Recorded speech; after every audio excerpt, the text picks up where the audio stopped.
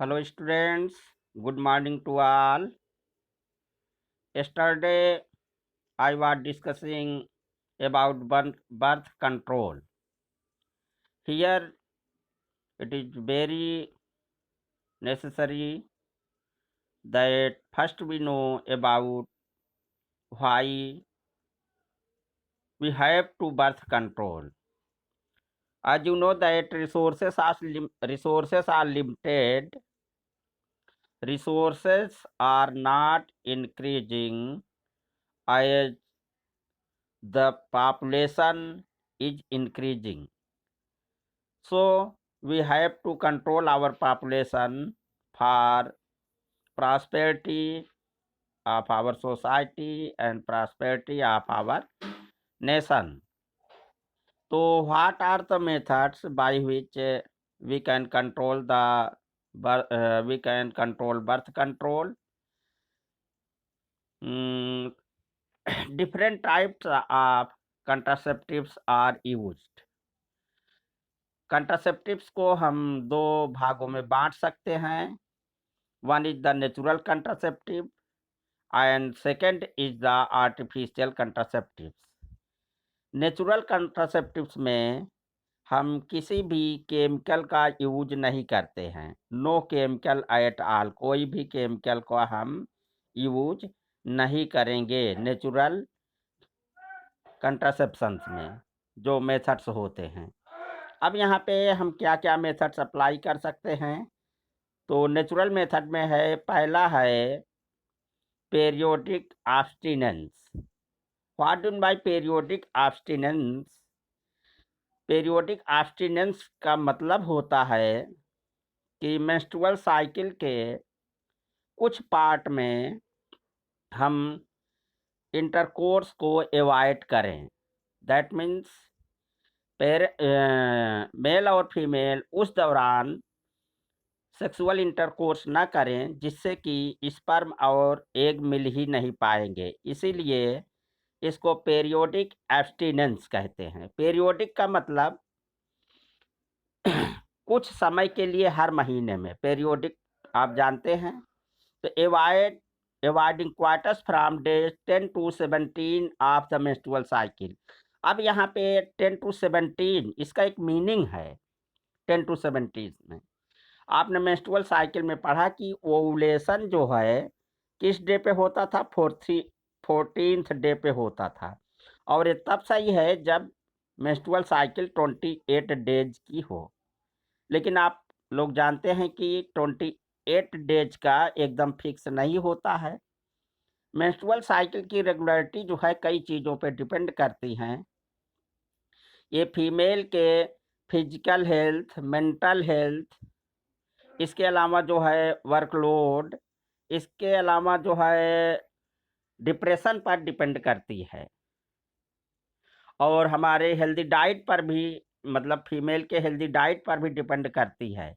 तो क्या हो सकता है कि जो मेंस्ट्रुअल साइकिल हो सकती है वैसे तो रेगुलरली 28 डेज की होती है, लेकिन कभी जो है ये 24 डेज की भी हो जाती है और कभी ये 34 डेज की भी हो जाती है. अब अगर जानते हैं कि मिड में ओवुलेशन होता 24 डेज है तो 12 डेज पे ओवुलेशन हो जाएगा. अगर 34 डेज है तो 17 डेज पे ओवुलेशन हो जाएगा. तो 12 to 17 डेज यहाँ पे थोड़ा से और सावधानी बरतते हुए 10 to 17 डेज लिखा गया है. यानी इतने दिन 12 to 17 डेज पे ओवुलेशन होता है तो 12 to 17 डेज क्वाइटस ना करें, यानी मेल और फीमेल जो है इंटरकोर्स ना करें तो एग और स्पर्म नहीं मिल पाएंगे और जो है इससे बच जाएंगे, प्रेगनेंसी नहीं होगी. दूसरा मेथड क्या है? Coitus interruption. क्वाइटस इंटरप्शन मतलब सेक्सुअल इंटरकोर्स के दौरान क्या होता, मेल सीमेन को फीमेल में इंसेमिनेट करता है और इंसेमिनेट थ्रू पेनिस करता है, जानते हैं. तो ड्यूरिंग इंटरकोर्स क्या होता है कि जब इजेकुलेशन का टाइम आता है, इजेकुलेट होता है, इजेकुलेशन का टाइम होता है, तो इजेकुलेशन जानते हैं कि वेजाइना में होता है. तो इजैकुलेशन अगर वेजाइना में ना करके बाहर कर दिया जाए, सीमेन को बाहर रिलीज कर दिया जाए, तो स्पर्म और एग नहीं मिल पाएँगे। तो इसमें क्या होता है कि जैसे ही इजैकुलेशन यानी क्लाइमेक्स होता है, मेल जो है पेनिस को विथड्रॉ कर लेता है फीमेल की वजाइना से और बाहर सीमेन को रिलीज कर देता है। तो इससे जो है प्रेग्नेंसी से बच सकते हैं। लेकिन यहाँ पे ये जो इसका सक्सेस रेट है, वो बहुत कम है। आप लोगों को एक ग्लैंड बताया था, काउपर ग्लैंड या बल्बोयूथरल ग्लैंड। वो क्या होता है कि फाइनल इजैकुलेशन से पहले ही कुछ सीमेन को रिलीज कर देता है। जैसे ही मेल जो है पेनिस को इंसर्ट करता है फीमेल के वेजाइना में, वैसे ही कुछ सीमेन ये ग्लैंड रिलीज कर देती है। तो इसलिए सक्सेस रेट कम है। मान लीजिए कि इजैकुलेशन वहाँ नहीं हुआ, फीमेल ने पेनिस को विथड्रॉ कर दिया, लेकिन अगर जो है कॉपर ग्लैंड से वहाँ कुछ सीमेन गया होगा तो ये प्रेगनेंसी हो सकती है, तो बहुत सेफ है, नहीं है।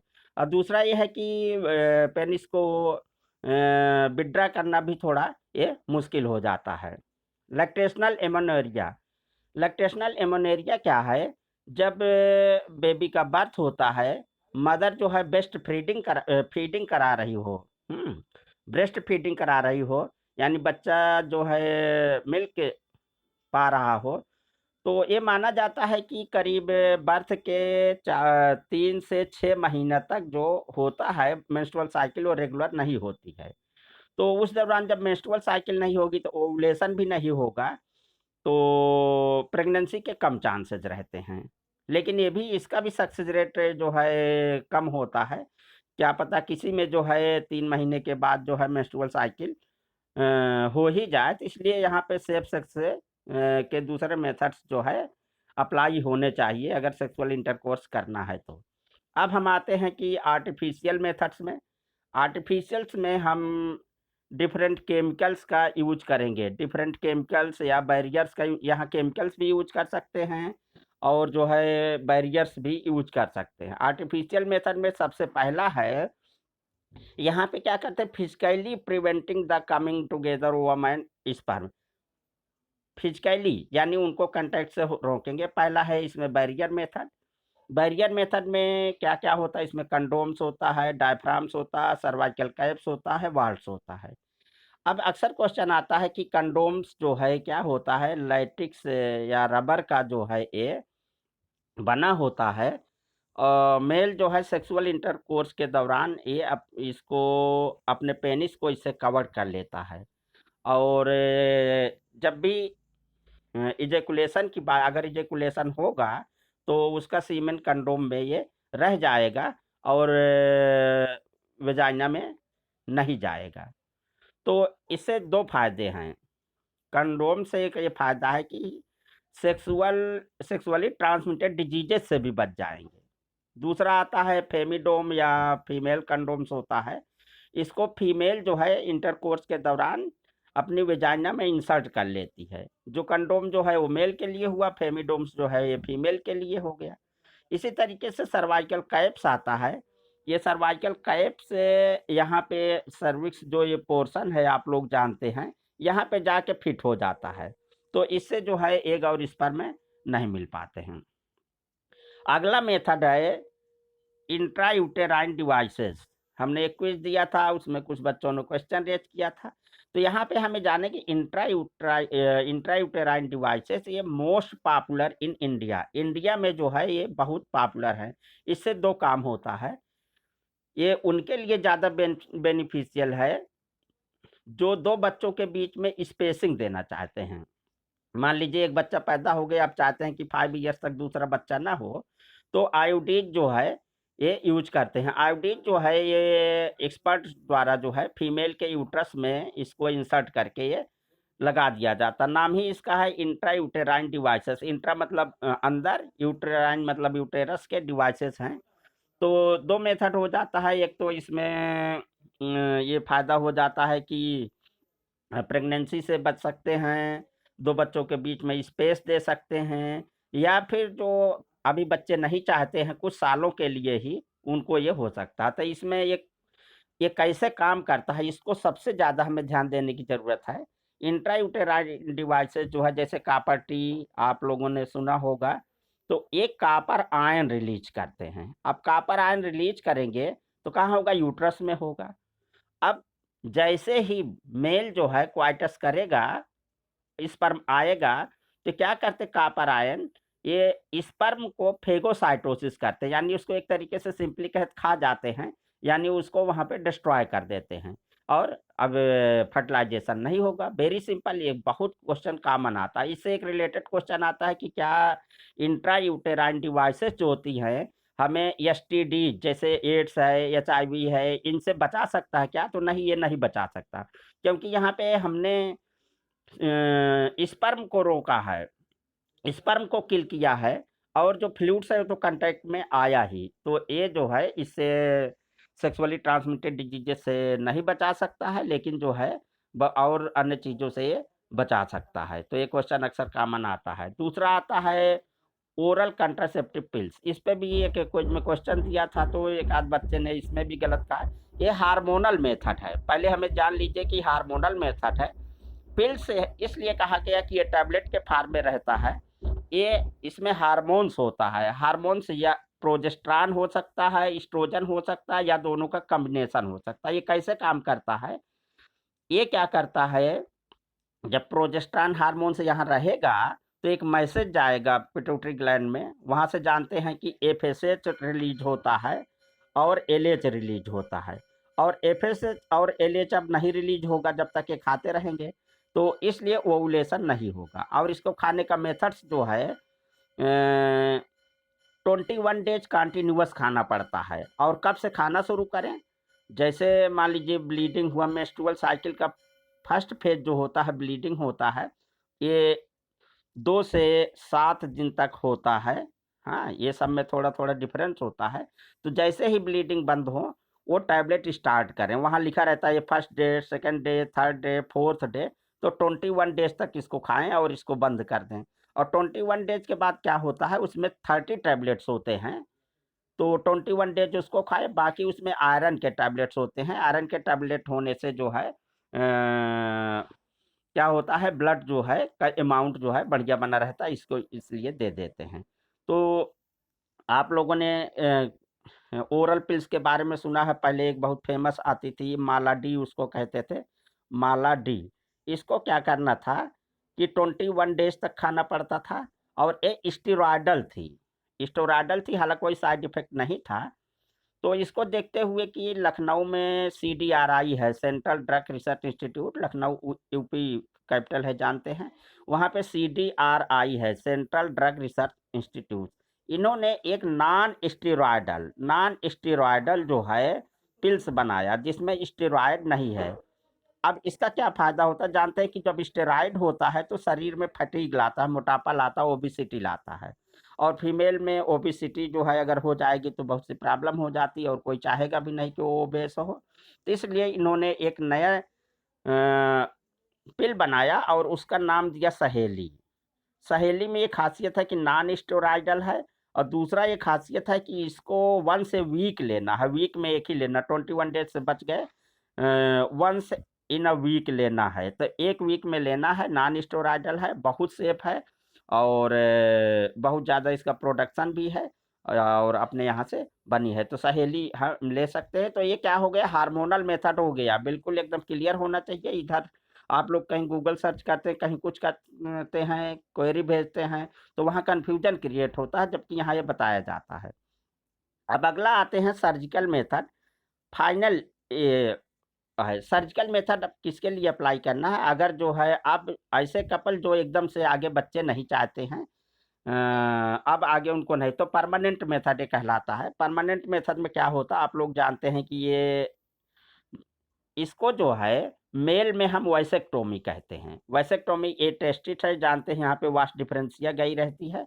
वास्ट डिफरेंशिया के कुछ पोर्शन को काट करके यहाँ पे इसको टाइट कर देते हैं। अब क्या होगा, सीमेन तो वहाँ से जाएगा, लेकिन स्पर्म जो रिलीज होगा आगे जाएगा ही नहीं। तो इससे परमानेंट हो गया। दूसरा, फीमेल में इसको क्या कहते हैं, वैसे ट्यूबेक्टोमी कहते हैं। ट्यूबेक्टोमी में क्या कहते हैं, ये आप लोग जानते हैं कि यहाँ पे ये था, और ये फैलोपियन ट्यूब थी। फैलोपियन ट्यूब के कुछ मेथड को काट करके इसको टाइट कर दिया, और टाइट करने के बाद जो है उसको कर दिया। तो ये परमानेंट मेथड है, लेकिन ये अच्छा मेथड है, लेकिन वो ये रिवर्सिबल नहीं है। बहुत मुश्किल से इसका रिवर्सिबल रेट, रिवर्सिबल का मतलब होता है कि इसके इफ़ेक्ट को कम किया जा सके। कैसे कर सकते हैं? मान लीजिए किसी को एक ही बच्चा था, हाँ, संजोग से उसकी डेथ हो गई, अब वो आगे फिर से बच्चा चाहता है और ये सर्जिकल मेथड अप्लाई कर दिया है, तो क्या करते हैं कि इसको फिर से ओपन करते हैं और लाइगेट करते जोड़ते हैं, लेकिन सक्सेस रेट इसका कम होता है। तो ये डिफरेंट मेथड्स हुआ जिससे कि हम बर्थ कंट्रोल को ये कर सकते हैं। अब एक आता है मेडिकल टर्मिनेशन ऑफ प्रेगनेंसी होता है, एमटीपी। इससे अक्सर क्वेश्चन आते हैं। एमटीपी क्या है? ये केमिकल के मदद से एम्ब्रियो को डिस्ट्रॉय कर देना या उसको बाहर निकाल देना होता है। हर इंडिया में इसको लीगल माना गया है, लीगल बना दिया गया है, लेकिन कुछ इसकी लिमिटेशंस हैं, सबके लिए लीगल नहीं है। ये बर्थ कंट्रोल का बहुत अच्छा मेथड है, लेकिन जो है ये इसको लीगलाइज किस आधार पे किया गया? एमटीपी जो है, ये क्वेश्चन आता है कि फर्स्ट ट्राइमेस्टर में ही सेफ है। फर्स्ट ट्राइमेस्टर क्या होता है? ये 12 वीक्स तक होता है। 12 वीक्स या जो है अबाउट 3 मंथ्स तक होता है। 12 वीक्स और 3 मंथ्स तक का होता है। ये क्वेश्चन अक्सर आता है। तो आप लोग जानते हैं कि फर्स्ट मंथ में जो एम्ब्रियो डेवलप हो रहा है उसमें हार्ट बन जाता है, हार्ट बीट होने लगता है। सेकेंड मंथ में उसमें लिम्स बनने लगती हैं, और थर्ड मंथ तक जो है ऑर्गेनोजेनेसिस, सभी ऑर्गन्स लगभग बन जाते हैं। और उसके बाद जो है एमटीपी कराना जो है ये मदर के लिए भी ये रिस्क हो सकता है। और किन कंडीशन में एमटीपी हम करा सकते हैं? एक तो अगर हमें पता चल जाए, ये पता चल जाए कि जो बेबी ग्रो कर रहा है, एम्ब्रियो ग्रो कर रहा है, उसमें कोई जेनेटिक डिजीज आ गई, जेनेटिक डिसऑर्डर आ गया। और जेनेटिक डिसऑर्डर बहुत ही ये खतरनाक होते हैं और इनक्यूरेबल रगबर होते हैं। इनका ट्रीटमेंट नहीं, जैसे थैलेसेमिया हो गया। अब हम जा रहे हैं कि अगर बच्चा पैदा हो जाएगा तो थैलेसेमिक रहेगा, थैलेसेमिया हो जाएगा, सिकल से एनीमिया हो जाएगा, तो बच्चे की पूरी लाइफ आगे जो है इस वर्ल्ड में आकर के भी रहती। तो ऐसी कंडीशन में हम एबार्ट करा सकते हैं। इसको इंड्यूस्ड एबार्शन भी कहते हैं।